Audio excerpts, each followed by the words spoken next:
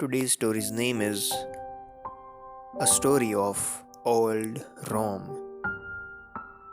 There was a great famine in Rome. The summer had been very dry, and the corn crop had failed. There was no bread in the city. The people were starving. One day, to the great joy of all, some ships arrived from another country. These ships were loaded with corn. Here was food enough for all. The rulers of the city met to decide what should be done with the corn. Divide it among the poor people who need it so badly, said some. Let it be free gift to them from the city.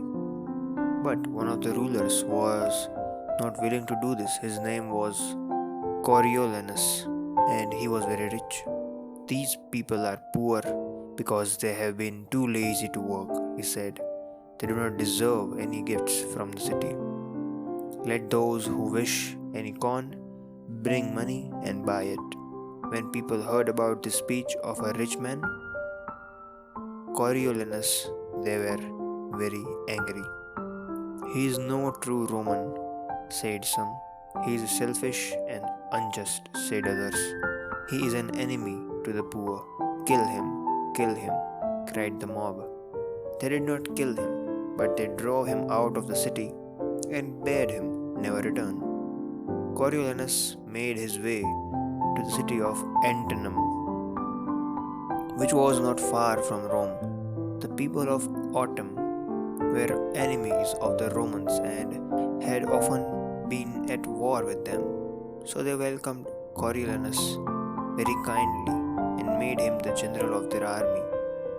Coriolanus began at once to make ready for war against Rome. He persuaded other towns near Antium to send their soldiers to help him. Soon, at the head of a very great army, he marched toward the city, which had once been his home.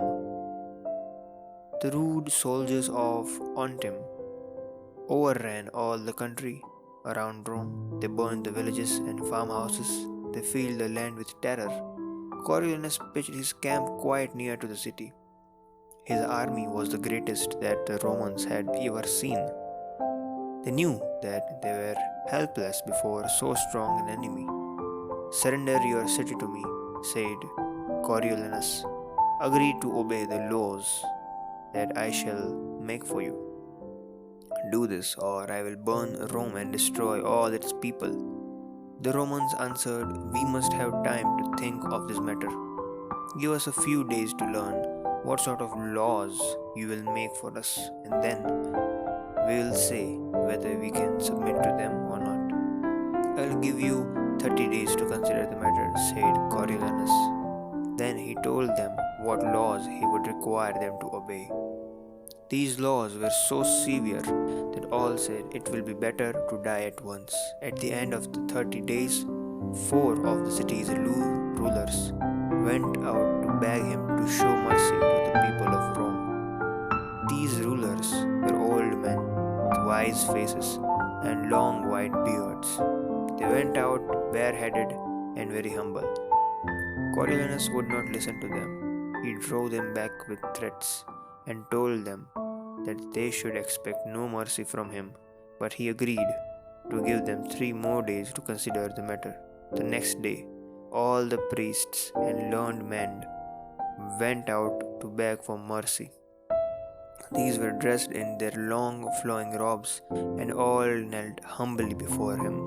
But he drove them back with scornful words.